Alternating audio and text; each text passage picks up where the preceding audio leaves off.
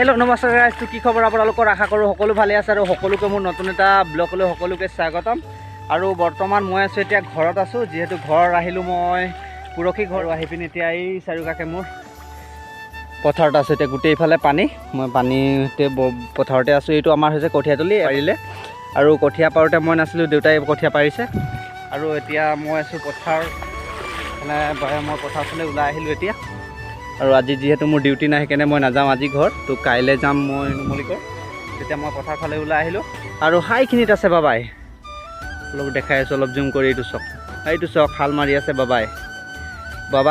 বাবাই নামটো গাইছ। মই আগৰ ভিডিঅ'ত যোনটো আমি গৰম পানী গৈছিলোঁ, গৰম পানী যাওঁতে যোনটো বাবাই কৈ আছিলোঁ, বাবাই যোনটো আছিলে মোৰ লগত, সেই তাৰ নাম হৈছে বাবাই।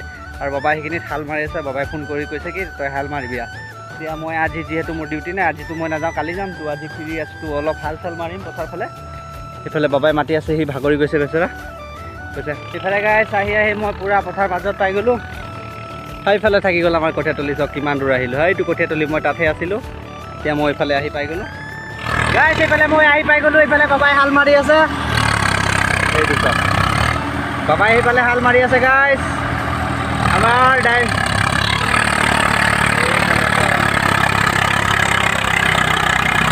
এইফালে গাইছ এতিয়া মই হাল মাৰিম আৰু আপোনালোকে চাব। এতিয়া উঠি গ'লোঁ মই ট্ৰেক্টৰত।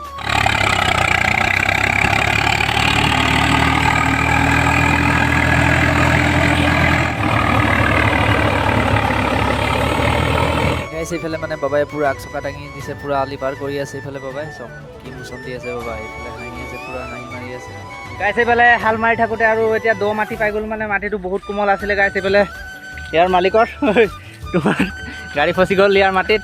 এইফালে চাওক এতিয়া আমি কুণ্ডা লগাই উঠাম। এতিয়া মজ গছৰ কুণ্ডা লগাই দিছোঁ পূৰা তাগৰা। সেইফালে এটা কুণ্ডা আছে এইফালে।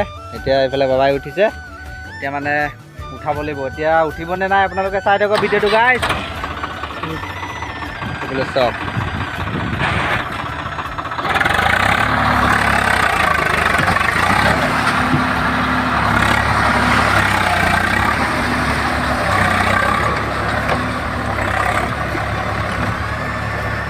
কেনেকুৱা উঠি গ'ল গাইছ। ফাইনেলি আমাৰ ট্ৰেক্টৰ ফচি গৈছিলে, এতিয়া ওলাই গ'ল আৰু বোকাৰ পৰা মানে।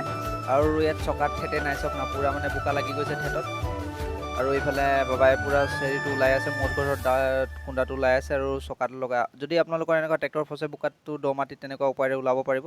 আৰু যদি ভিডিঅ'টো ভাল লাগিছে like comment share and subscribe কৰি দিব। আৰু বাবাই কাৰণে লাইক এটা কৰি দিব গাইছ। বাই বাই গাইছ, আকৌ নেক্সট ভিডিঅ'ত লগ পাম।